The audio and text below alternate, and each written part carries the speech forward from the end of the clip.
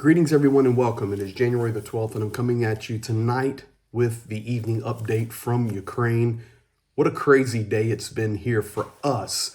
We have departed, Zhenya and I, we've departed our home city early this morning out there in BLUESKY, Ukraine. I don't mind telling you where that's at. And we've made the long, hard trek down to deep south Ukraine, where we have already began dropping aid. If you are new to the channel, a new subscriber, and you haven't seen how we drop aid, sometimes I'm able actually to go live when we do some aid drops, or I'm with soldiers if it's in a certain position. Other times I have to go on a delay for operational security, and today is one of those days. But I can tell you that today, due to your generosity and your goodness, we have delivered drone detection. We have delivered specialized tools that a certain group of soldiers need for the work that they do. We've delivered thermals. We've delivered other hand warming systems, all kind of stuff, guys. We have dropped, and you will be seeing it. And there will be other drops on these runs where you'll be with us live with some soldiers when it's at certain locations. So guys, you're going to be seeing it all, but I can tell you that we've already began dropping aid. Now, here inside Ukraine, we've had a very unique day with air alarms. In fact, I'm under air alarm right now where I'm at, and that's why I'm going low light and just keeping it quiet, looking into the camera, not spending a lot of extra time because we are close and it's dangerous down where we're at. So I know all of you guys are always wishing us to be safe and to be healthy, and this is how we do it. So tonight, the interview, I'm going to look right into the camera and I'm going to talk to you. In reality, I've only got one big point to get to, and it is the big question in the room. Yes, we're going to talk about Waltz, the incoming national security advisor for Trump. Why? Because this is the biggest story inside Ukraine. And I'm sharing with you, while I'm here specifically, directly from Ukraine. What are the Ukrainians talking about? What is their perception? And tonight you're going to hear everything summarized into one big question to go back to the United States and back to European nations, and we'll get to that in a moment. We have been under many air alarms, as I was sharing earlier. In fact, today there were warnings of the Oreshnik was being launched, and it was a weird air alarm day. But fortunately, no large strikes. We have had strikes in the Mykolaiv region. We have had strikes in the Kherson region, and additionally, the front line is raging and battling, specifically outside of Kharkova, on the west side of Pokrovsk, Toretsk, Chasiv Yar, Kupiansk, even today in the Vovchansk direction, and of course the battles in Sumy. I know that a lot of you have seen the news about the 2 North Koreans that were captured. They're in Kyiv being interrogated. I mean, you know, for me, you know, I don't know how much information you're going to get from a 19-year-old North Korean. But it is a good thing to validate to the world that, yes, the North Koreans are there fighting. We've seen drone footage, we've seen video, but now we have POWs. And fortunately for those North Koreans, they will now survive and they will be treated equitably because Ukrainians have good character, and that is how they fight and wage war. Additionally, the feud between Fico there in Slovakia and Zelensky rages on. They're barbing back and forth. In fact, you know, when the gas was turned off, Zelensky made it public today that he says, you know, Ukraine will even help Slovakia, but we've got to turn the gas off. And of course, Fico, the dude's nothing but a puppet of Putin, and he has completely lost his mind. Additionally, there were some representatives of Serbia today that flew to Moscow to meet with Vladimir Putin. So that's really where we're at. Now, I want to jump to the big story that is floating around and really being conversed back and forth with many different opinions, and that is the statements of Waltz. So let's review them. And once again, as we do, thank you for being here. Thank you for all the new subscribers. Thank you for all the good comments, the likes, the shares. We appreciate each and every one of you, and I hope you are getting value from this. So what are the key statements that Mike Waltz said, the incoming national security advisor? Well, first of all, he made a generic statement that we all know is in play, and that is, number one, a Trump-Putin call could happen in the next few weeks. I don't foresee any phone call or any conversation between Trump and Putin prior to January 20th, because until then, he is still the president-elect. He is not the president of the United States. Joseph Biden is still the president of the United States until the inauguration. So over the next few weeks, will there be a phone call from Donald Trump to Putin or from Putin to Trump in the first couple of weeks of the Trump administration? We shall see. But I can tell you a lot of the saber rattling and a lot of, I hate to call it that, but a lot of the nonsense, whether it's in regards to Greenland or Canada, the Gulf of America, the Panama Canal. I'm telling you, it's getting the attention of Vladimir Putin, and it is getting the attention of the rest of the world. And we shall see how this shall play out. So will a call happen between Vladimir Putin and Donald Trump? As I always suggest, we wait and see. But Waltz putting it out there. He also said that, number two, there are already potentially some activities in place for a personal meeting between Vladimir Putin and Donald Trump. Switzerland today stating that they would host some type of summit between Putin and Trump. Now, my question here, and this is not the big question. The big question will be at the very end. But my question for the rest of the world is, where is the Ukrainian voice in this? So is Ukraine invited to this communication? Is Zelensky invited to this table for this communication or this potential conversation? A phone call between Trump and Putin. Okay, well, that's what world leaders do. But if we're going to have a summit and we're going to talk about Ukraine, will Ukraine be there? I wonder what is going through the minds of President Zelensky and the office of the president and the leaders of Ukraine in Kyiv tonight. It's not the big question, but it's my question. Number three, he said the United States is ready to introduce energy sanctions against Russia to strengthen Ukraine's position. Now that, great news. We already know the sanctions coming from the Biden administration against the oil industry, and they will have repercussions. We shall see how that unfolds in the days to come, but it will have repercussions on the Russian economy for sure, because the right companies are having sanctions levied against them. The right insurance companies are having sanctions levied against them. This is good sanctions. A lot of sanctions that have happened against oligarchs and individual people over the almost 3 years of this war, guys, they were a waste of time. But when you come down to that oil sector, that is a good step against that Russian war machine there and the economy that pushes it with the oil industry. So Waltz stating that the Trump administration may come in and introduce other sanctions against the energy sector. That, my friends, is good news. Now, Waltz made this statement. He said, "We do not see possibility to drive all the Russians out of the occupied territories, including Crimea." And then he made the statement, "This is a reality, and diplomacy must be in the cards to end this war." He actually, I believe he said conflict, and I'm not playing the video. I'm sure you guys have seen it, but this is not a conflict, guys. This is a war. I'm down here, and I'm, you guys, if you're here, you know it's a war. It's a horrible, hellish war. The reality is, can Ukraine right now push Russia out of the invaded 4 oblast and Crimea, the peninsula there? At this point, the reality is no. Over time, can they? With the help of the rest of the world, can they? With proper infrastructure and changes inside Ukraine, can they? Yes, they can.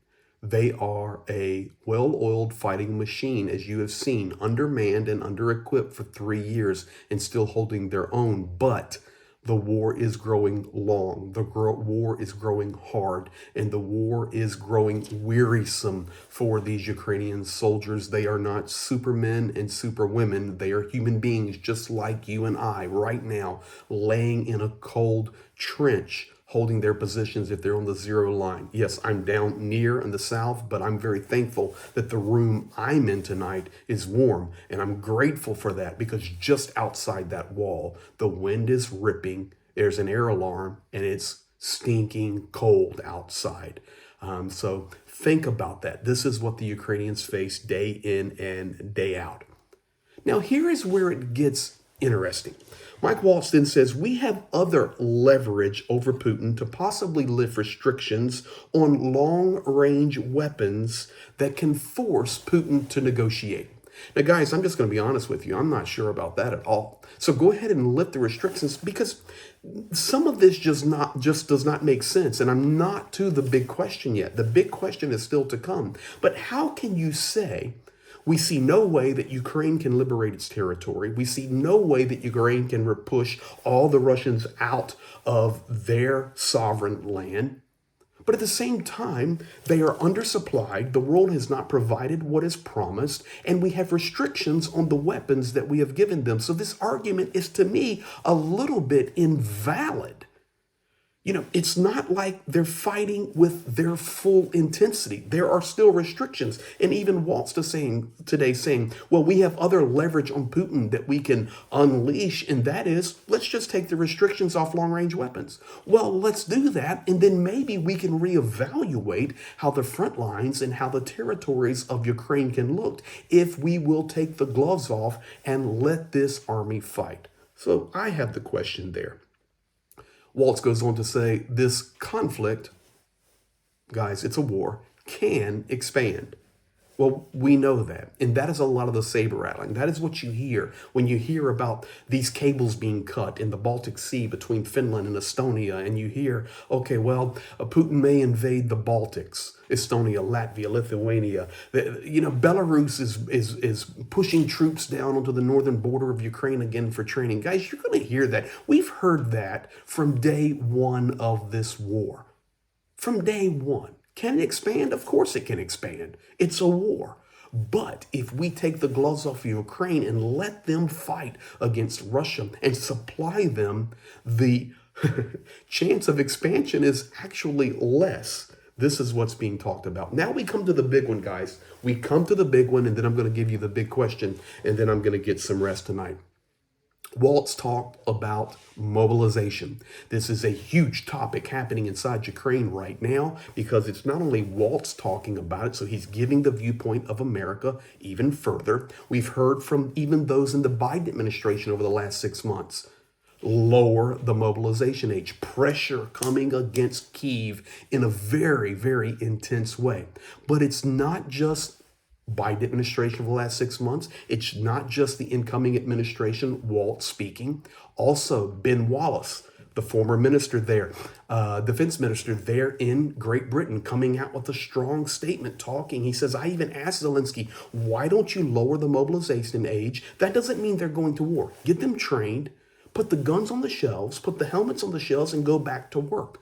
That was the Ben Wallace statement. That's floating all around Ukraine. And now also the former prime minister of Ukraine, Dmitry Kuleba, talking and stating very clearly, Ukraine will have to lower its mobilization age, maybe not to 18, but maybe 22, maybe 23. So this is an ongoing conversation, but Waltz takes it even further. He says, lower it to 18, and then you can have a surplus, and you can have hundreds of thousands of new soldiers.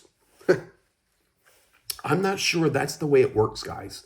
I'm inside Ukraine right now, and it's not just like you flip a switch and all of a sudden you have hundreds of thousands of new soldiers.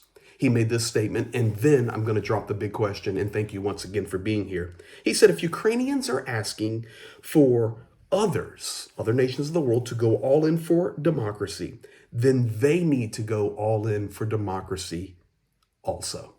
I do understand that comment, but being here inside Ukraine, has Ukraine made mistakes? Absolutely.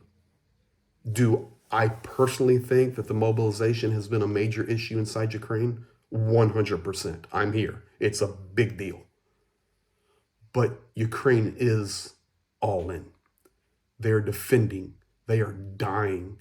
They are losing their soldiers. They are losing their civilians. They are losing their infrastructure. They are losing their natural resources, and they are still standing. The big question now comes, ladies and gentlemen, if Ukraine lowers its mobilization age, and let's just go hypothetically, not going to happen, most likely, I'm not a prophet, but they lowered it to 18. And all of a sudden, This hundreds of thousands of new troops appeared, new brigades. What are they going to be supplied with? We do not even have a steady flow of supply for the Ukrainian soldiers that are on the front lines fighting right now, and those that have been mobilized that are on the training fields scattered throughout Ukraine. I have been on the training fields, in fact, looking at going to another one and possibly being able to shoot some approved video there to share with you guys, working on that. But even on their training grounds, they have limited supplies of bullets and limited supplies of tank munitions and limited supplies of equipment they can use to train, because that equipment needs to get to the front. So they can't even be trained properly. So US, Waltz, Europe, Great Britain, Ben Wallace, Dmitry Kuleba, former Prime Minister of Ukraine, with all due respect to all of you, I agree, mobilization needs to be fixed. But if you mobilize and you have hundreds of thousands of new troops, are you going to supply them? That is the big question in the room that nobody is talking about. Hopefully, this has helped give you some insight from the Ukrainian perspective, Ukrainian viewpoint, and really that big question is what it's about. Okay, great, mobilize. But what are they going to have? I remind you guys that this is exactly what Zelensky said about a month ago. Okay, how am I going to mobilize and send these new troops to the front? With what? What am I going to send them with? So if we want to talk about going all in, and I'm for all in, Russia must be defeated. Ukraine must have its sovereign 1991 borders. We have to stop all this mess in talking about taking over nations, whether it's the US or Vladimir Putin. We have to respect international law. We have to respect borders. So if Ukraine goes all in, let me flip the question back on the rest of the world. Are you going to go all in? Are you going to provide? Are you going to supply? Are you going to take the gloves off these mobilized new troops? Are we really going to release them to fight, to take the range off of the weapons, to pound the economy of Russia and stand for democracy? The question is not actually for Ukraine, but the question is actually for the rest of the world. Guys, thank you for being here tonight. Thank you for your support, your care, your kindness, and we appreciate you. Be ready at any moment. Took some video today of some electronic warfare that was wreaking havoc with our GPS systems. Going to put that up as a short video, hopefully tomorrow, so that you can see it. We just need to be away from where we were filming it at. So you guys be blessed. Have a good night, and I appreciate all of you. Good night.